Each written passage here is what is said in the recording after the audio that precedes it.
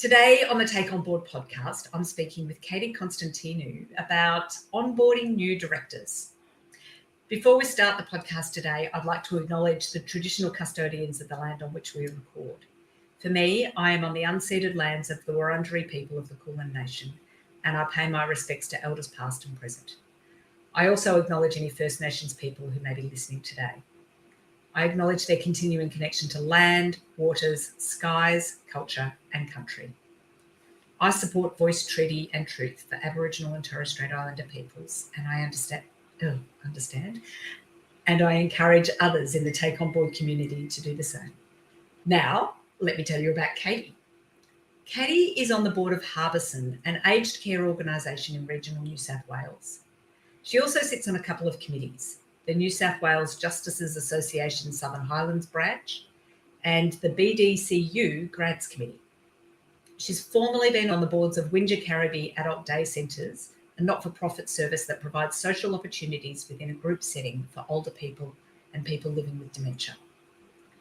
Katie is a mother to 2 high school children and a proud nerd when it comes to governance and legal issues. That's why we love her here at Take On Board. With a deep knowledge of administrative, legal and governance frameworks, policies and practices, she's an experienced non-executive director, advisor, public servant, legal professional and leader of diverse government and community services. Katie's passion lies in developing collaborative stakeholder relationships and partnerships. She holds a Bachelor of Arts majoring in Linguistics and Modern Greek from the University of Sydney and a Bachelor of Laws from ANU. Katie is a New South Wales Justice of the Peace, a graduate of the Australian Institute of Company Directors and a Fellow of the Governance Institute of Australia. Welcome to the Take On Board podcast, Katie. Thank you so much, Helia. It is awesome to have you here. And even as I was reading that about your passion for developing collaborative stakeholder relationships and partnerships, I reflect that you and I met, 12 years ago, maybe, when I was working in the asylum seeker sector, and That's you right. were, in what was then DIAC? That's right. Yes, immigration, the Department of Immigration. Yes, it was a wonderful time, actually, in my career. I was really enjoying that part of the department. Yes, and we met then, and who would have thunk it that we would come together in a very different context so many years later. Absolutely. Well, as I say, I think it's a testament to your stakeholder relationships and partnerships approach. So, yeah, I love how the circles come back around and that we're now in the same circle being governance nerds together. How glorious. Oh, absolutely, yes. And loving it. Yes. So before we dig into new directors and onboarding new directors and all of the governance nerd stuff that goes around that, as always, I would love to dig a little bit deeper about you. Where were your parents born, and do you know where your ancestors are from? Well, both of my parents were born in Cyprus, which is a tiny island in the Mediterranean. Both of my parents' families are from a place called Kyrenia, which is in the north of Cyprus, the part that is now Turkish and has been since 1974. As far back as we know, my ancestors are from Cyprus, but so many people have been through Cyprus that there's lots of mixes. So yes, not really sure. Interesting. Yeah. Okay, as soon as you said, I've had the good fortune of travelling to Cyprus and having a bit of a wander around there, and as soon as you said North Cyprus, I'm like, okay, I think that's probably on the other side of the Green Line. Yeah. It is, that's right. So now I have family who live in Nicosia, so that is the capital and where the Green Line is. And I also have family living in Paphos, which is a beautiful part of Cyprus. The sea is just gorgeous there, and my grandfather lived there, and we recently visited him before he passed. I took my children to go and visit their great-grandfather, and it was wonderful. Yeah. Oh, how beautiful. It is lovely to be able to connect with family and ancestry in that way. Indeed. So for you, where were you born? Where did you grow up? Are there siblings? Yes, so I was actually born in England, in London. I'm a Lewisham girl. And both of my parents actually grew up in the UK. So both of their families moved to the UK, which was a really common thing in the 40s and 50s. Cypriots were British subjects, and so there was a lot of moving back and forth. But yeah, both sets of families moved over there. Both of my parents grew up. They look Cypriot, so quite Greek, Mediterranean looking, but they both had, even though they've been in Australia for 40 years, very British accents. And yeah, so I was born there. My sister was born there. And we moved to Australia. So we migrated when I was 5. My sister was almost 2, not quite 2. I had just started school in England because school started in September. The school year starts in September, and we moved in December to Australia, to this very hot, just before Christmas, very hot place. And yes, it was an adventure for the 4 of us, and it's just been amazing. I love the fact that my parents just took that chance and came over here, and we've had such a wonderful life growing up, mainly in Sydney. So we settled in Sydney to begin with, and I've moved about a little bit between Sydney and Canberra, and now I live in the Southern Highlands of New South Wales, which is exactly halfway between the two. So yes, yeah, Sydney is really, to me, I guess, is the place that feels like home. That's where I grew up. Nice. Okay. Well, look, given you were born in England, you can take the next part of the question as you see fit, but knowing the traditional owners, like, do you know the traditional owners or First Peoples where you grew up? You can choose where to grow up. Lands. When we moved to Sydney, our first home was in North Rocks, which is near Parramatta. And that's the land of the Barra-Madigal clan. And near Parramatta. So Barra means eels and fish, and Matta is a place of fresh running water. And so anyone that knows Parramatta and the Parramatta River will understand that. So yes, I lived there from the age of 5 to 12. And then we moved to another part of Sydney. But yes, so my formative years were there. Right. Okay. And as somebody who has majored in linguistics, I'm also nervous asking this question as my only language is English. But Katie, how many languages do you speak? Well, having studied modern Greek and French at university, I should be able to say at least 3. But without practice, I'm afraid to say my modern Greek and French are very rusty. And some days I'm not even sure I have command of the English language. But look, linguistics was an amazing major to have in my arts degree, because I love language, I love structure, I love thinking about how we communicate, how messages can get across. So for me, that was the draw of linguistics. But yes, I'd really love to pick up both of my other languages again. So hopefully some travel on the horizon to do that. Excellent. And you've already touched on this part, so you might have something more to add to it. But where do you've said you feel like your place or your home is Sydney? Yeah, I do feel it's Sydney. As I said, that's where I grew up, and I've thought about it a bit. So being ethnically Greek Cypriot, but born in England and raised in Australia, yeah, I guess there are several possibilities. But I identify as Australian. Sydney certainly feels like home, and whenever I'm away and fly back in, to Sydney, I still get the tingles as we're coming back, Yes. as we're flying back in. So yeah, I think that indicates that Sydney is home for me. Nice. Yeah, yeah. Okay. Thank you. I love digging in around people and what their story is.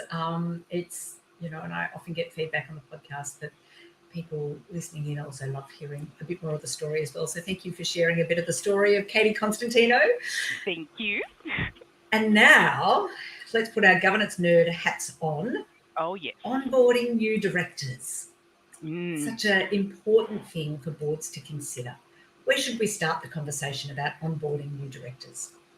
Well, for me, onboarding new directors starts when you've, as a board, decided that you need to bring on new directors. So from that very moment that you start considering, what skills are we missing at the moment?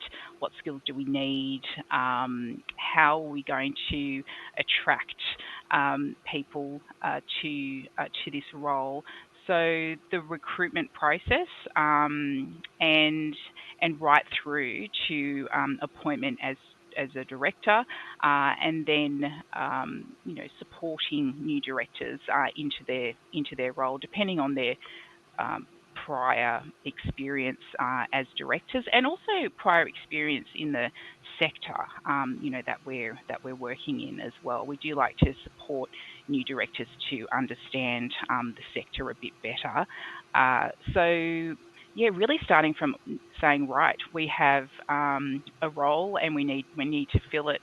And for me, this process, I started thinking about the onboarding process. I'm chair of the board, and we had a few vacancies arise through regular departures, planned departures, and a couple of emergency ones as well. And so all of a sudden we were left with 3 vacancies on the board, and whilst constitutionally we could still function, it was making it problematic from a committee perspective in particular. Those really important parts of the board that are working on particular issues.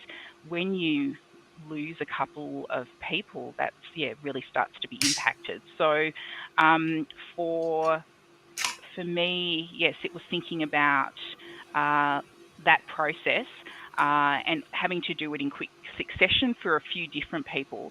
I began to think, well, hang on a minute, why do we not have a clear, structured process that we can follow? What if I'm the next one to go? What if that proverbial bus Yes.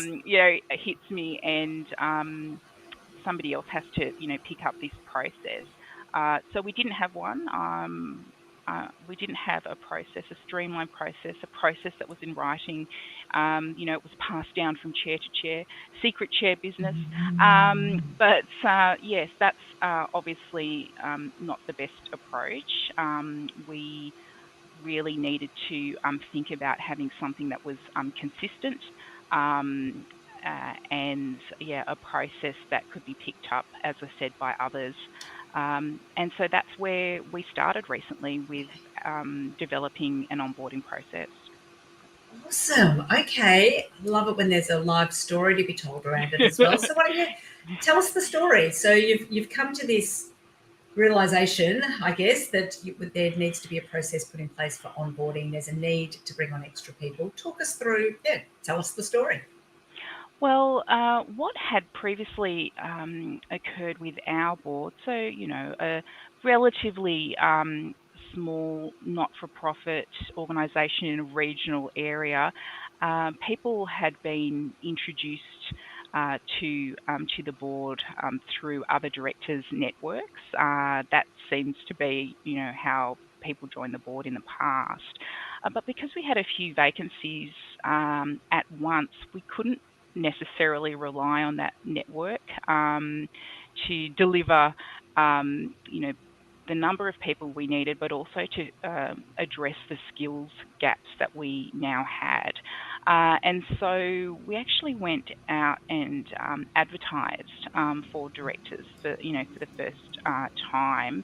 Or no, I think it maybe had occurred a few years earlier, but we wanted to embed this process now and to really think about, how we attract diverse voices, diverse skills, maybe people who had not necessarily been involved in an aged care organisation, but had something else to offer in terms of governance. That's really where we started looking at that expression of interest process, and what I thought was the best way of actually capturing, what we had done before is to sort through all my emails where we had previously brought people on. And that was stage one, capture your existing process.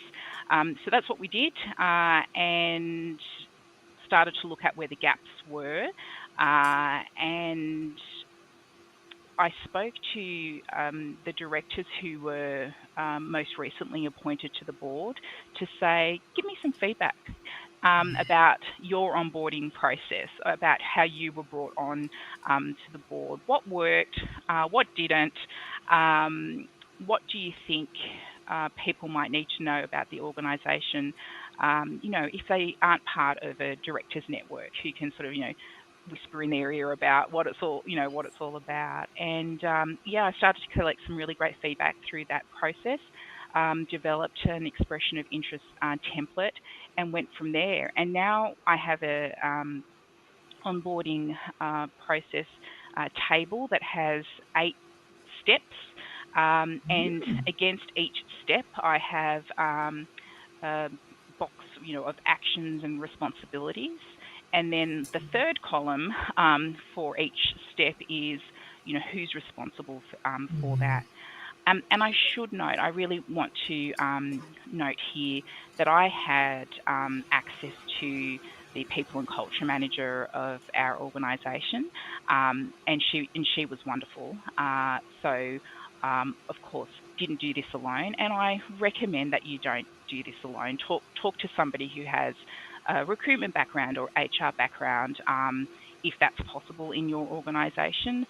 I was lucky because I had access to that, and she was brilliant in bringing together my disparate thoughts and capturing it in a table, along with templates that I started to develop against each process. So stage one was the expression of interest template. So now we have that, and that can be adapted and changed, but there's something there that already describes our organisation, that lists the skills that we're looking for, that identifies, who to contact, and so forth, and then right through to director appointment, where we have a really clear letter of appointment to the new director, the things that we require in our sector. There are quite a few checks, for example, that directors will need to go through, in addition to the general issues like getting a director identification number. In addition to that, we need people to go through their NDIS key worker check, have their working with children check, and so forth. So that table then really sets out so that anyone on the board, or indeed the organisation, can pick it up and be really clear about the steps to go through, and then they click on the link through each step and they access the template. So I'm happy to share the template with your audience, Helia. It's going to be specific. It's specific to our organisation, specific to our sector, but you can, get a sense of what stages might be helpful for you to think about. So we've talked about in the accelerator program that I'm doing with you at the moment, that our board has both an observer and associate program. And so that is also captured in this process for appointment.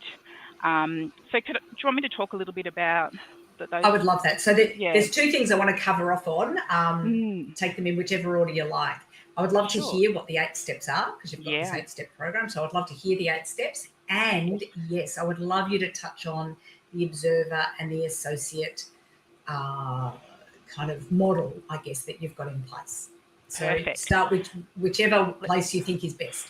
I think I can incorporate them both as I go through talking about the stages. So stage 1 is seeking expressions of interest. This is the stage where we've hopefully not had emergency departures.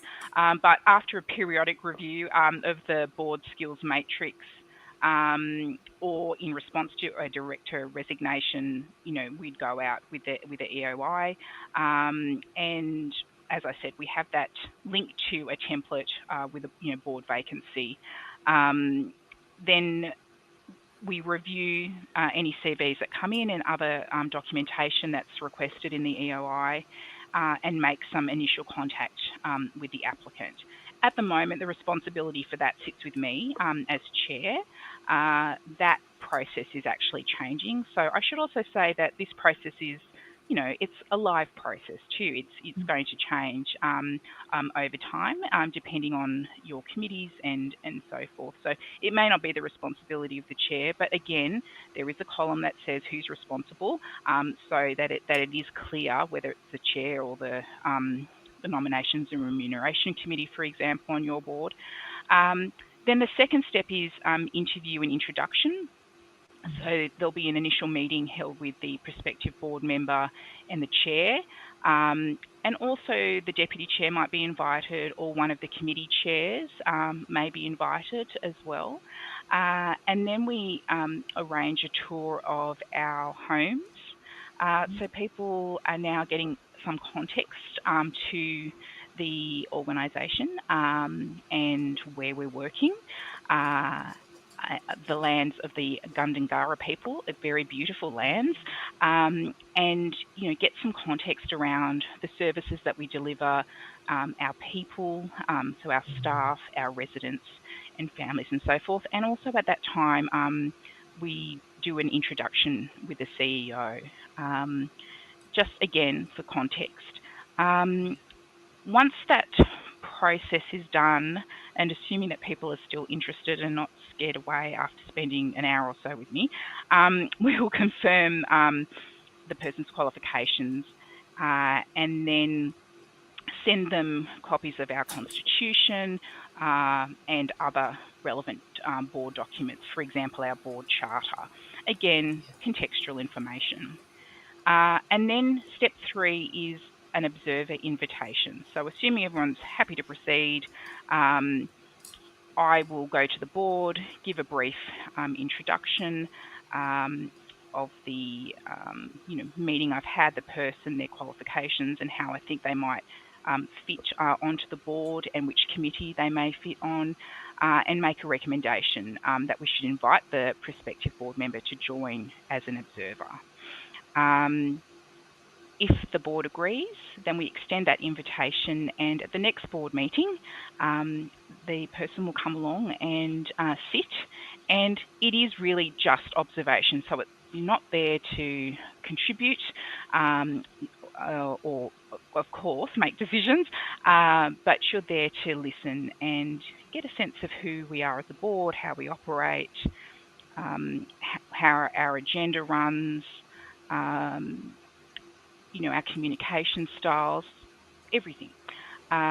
We do, before the person comes into a board meeting, have a confidentiality letter, and again, in our process map, we have the link to that letter of confidentiality. So that observer role usually lasts for a couple of board meetings, or a board meeting and a committee meeting. So maybe our finance and investment committee or our governance committee, depending on the person's interests and our needs at the time.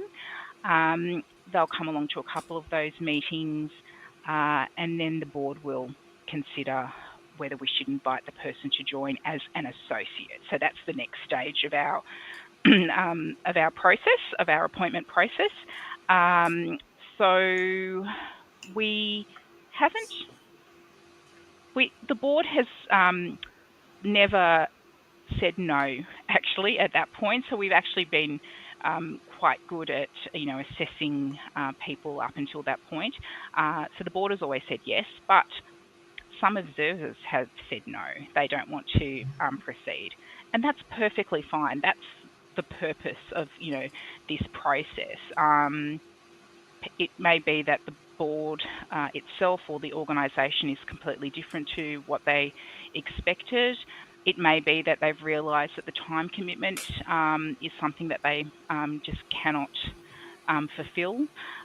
So there are a range of reasons, and that's fine. No hard feelings. That's why we have this process. So yes, so a couple of times people have exited at that point. But if they move forward, then we'll appoint them as an associate. We call them associates, not associate directors. We want to be really clear that they're not directors at this point. They're part of an associate program. And they attend meetings then where they can contribute to the discussion. So that's the difference. They can contribute to the discussion, but they are not part of the decision making. And that's, again, the next stage of, right, the board wants to hear from you, wants to hear what your contribution might be like, wants to hear how you engage, what sort of questions that you're asking. It's an extended interview, isn't it, really? But it's the way of assessing, whether the person's the right fit for the current vacancy, and also for, that point in time for the board. They may be fantastic, but maybe now's not the right time because it's not the right skill set, for example. So associate program lasts from 2 to 6 months. It's not hard and fast in our organisation, and assuming everything works well, everyone's happy with the contribution that's being made. We give the associate plenty of time to do their due diligence in that process. There's no better way of doing your due diligence than actually being there, hearing what's going on, hearing what the current issues are. You can't capture that in reading annual reports. That's what's happened.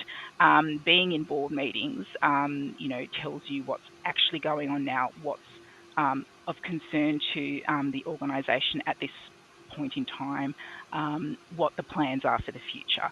So, I think it's an awesome way of doing due diligence, and we enjoy offering that opportunity to people who are keen to join the board. So once we go through that process, we'll again consider whether we appoint or not appoint. We've had to go through a process of not appointing someone recently, and that's a difficult discussion, but it's critical. It's critical that feedback is provided. And, what I'm looking at, and Helia, for me, culture is such an important part of how we operate. Board cohesion is really important. When you have to give feedback, that's not positive. That can be really hard for people. They're there, they quite understand. They're there to, be a volunteer on a board, and you're talking to them about, knocking them back. So I've had to do that recently, but again, it's a really important step in the process that if you don't proceed, that you explain to the person why. I think it's only reasonable to do so. So assuming that doesn't happen and we go to director appointment, or we think someone's suitable, then we actually go through a suitability assessment. So that's a really critical step in the process. So the associate's provided with a letter advising they're being considered for appointment as a director, and they're asked to complete certain steps. A key personnel suitability form. So that's important from an aged care perspective, that we identify them as key personnel. And there are certain requirements that need to be filled there. They need to do an NDIS worker screening request, a working with children request. There's a template that we have as a guide for consent to be appointed as a director. So that links back to our constitution. So, making sure that we follow all of the processes and all the steps that are required having regard to our constitution and to our board protocol and policies. And then we provide them also with a draft deed of access and indemnity so that they can look through that and consider that and be happy or not happy with that. So really, again, clear process before appointment around expectations and things that we need. And once all of that information comes in, our people and culture team will process it. They'll do the relevant checks, the National Personal Insolvency Index. They'll do the NDIS registration. They'll look at the Aged Care Quality and Safety Commission's banning order register. So again, specific to our sector, but all of the requirements. And then I will receive an email from the P&C manager saying everything's fine. You can go ahead and consider, and which we'll do at the next board meeting. Or they will say, something's popped up. How would you like to deal with it? Fortunately, we've not had that issue to date. So everyone's been clear and ready to go. And then at the next meeting, we will, as a board, resolve to appoint the person as director. So that's really the process up to the appointment stage. There are other things to consider in terms of the constitution. Person has to be a company member, so we're a company limited by guarantee.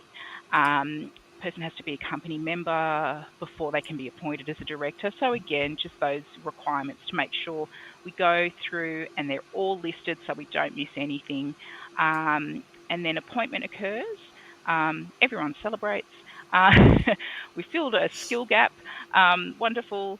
And then we will go into the last step, which is the post-appointment actions. And that's where the deed of access and indemnity is made in the new director's favour.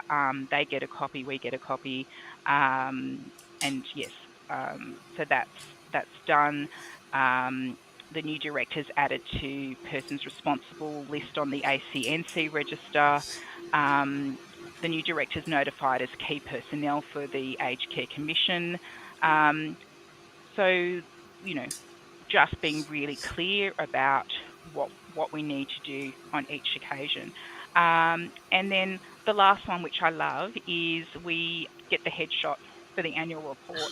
So even that's listed on the process, but you can't leave these things to chance. You've got to make sure they're all done.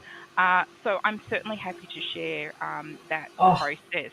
And people can adapt it to their circumstances, because sometimes it can be a bit overwhelming to start from scratch if you don't have a process. So yeah, please have a look at it and adapt it as needed. Get rid of things that don't suit you and add things that are relevant for you. But hopefully that will be helpful for your audience. Oh my gosh, Katie, that is such an amazing process. And I love so much happens before appointment. So often we hear advertise, interview, appoint, then we'll do everything after that. And what I loved hearing there, even very early on, taking them on a tour, meeting the CEO very early on to give people the context of the organisation. And it's interesting, this observer and associate model. I was having a conversation with somebody else recently about the associate model. They were less enthusiastic about it, shall we say.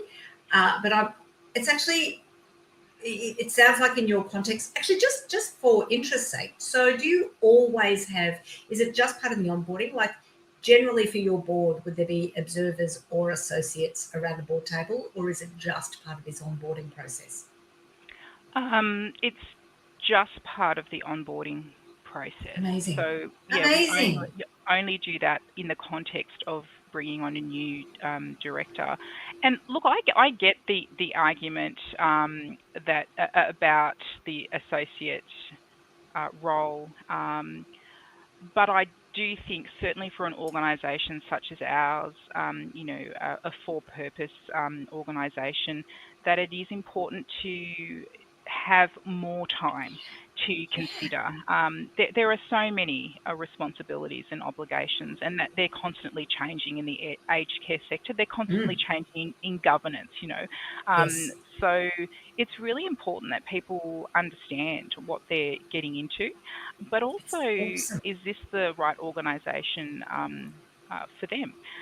So I Yes. think if you want them to hang around, then you need to do that process in a way that suits your organisation and suits the culture of your board. Yeah. Absolutely. It is amazing. It really is. And I loved hearing also that sometimes between the observer stage and the associate stage, the observer self selects themselves out. I mean, that's actually a sign of the strength, I would say, of the process. Um, and, by the time, as you say, by the time people join your board, they are all in because they know everything and they've had opportunity to be out along the way. And the board is all in as well. These people are absolutely tried and tested. It's great. That's right. Yes, and it's not just the chair then who, or the nominations and Yeah, remuneration committee. absolutely. It's the committee chair for the committee that person will sit on as well. So there's an expectation that people will get to see how the observer and associate um, can interact and work with the board, not just committee chair or noms and rem committee, not just the chair of the Yeah, board, but everyone, amazing. because they've all had that exposure. And then when that appointment is actually made, when the resolution is passed, everyone does have knowledge, direct knowledge Yes, of that absolutely. person. Yeah, Oh, I love it. Katie, definitely we want that as a download because I think that will be very helpful to people. of course. What an amazing process. Um, from the conversation that we've had today, what are the key things you want people to take away? I think don't be overwhelmed by the process.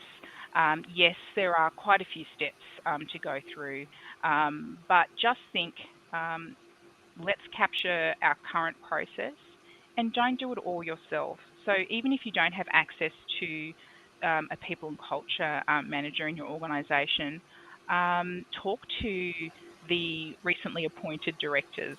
Ask them what the process that they went through was like. Get feedback from them. You're not there to do it all yourself. And sometimes when you're the person that's trying to get that process together, you've been there for a little while, so you'll forget what it was like for you. Talk to the people who've been through it most recently, and start from there. What would they have liked to know that they didn't know in the beginning, and work from there.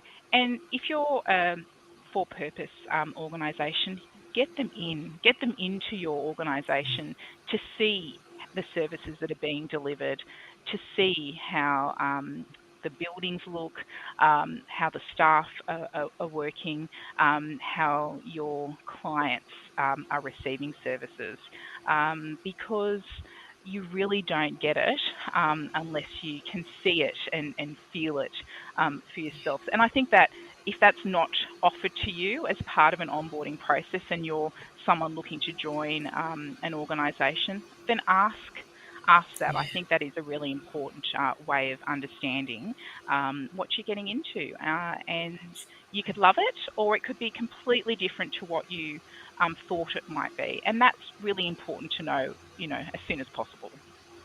oh, amazing. Other than the beautiful 8 step guide, is there a Mm. resource you would like to share with the Take On Board community?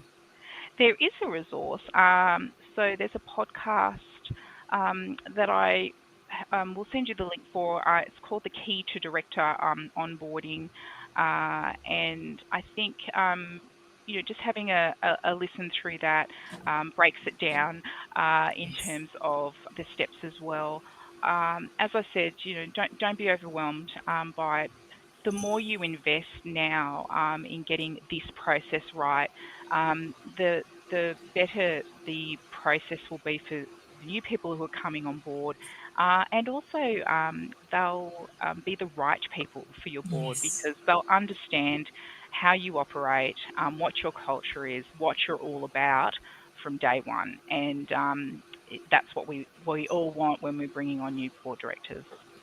absolutely. It does sound like a lot, but you're right. Like the risk of getting it wrong, it's worth putting the energy in to get right. I love the process. Oh, Katie, thank you. I'm so glad we got to have that conversation. I knew you had a good process for it, but I am blown away with how awesome the process is. And I have no doubt that this is going to be helpful for people in the Take On Board community. So thank you so much for taking the time to talk us through that today. Thank you for the opportunity, Helly. It's been great.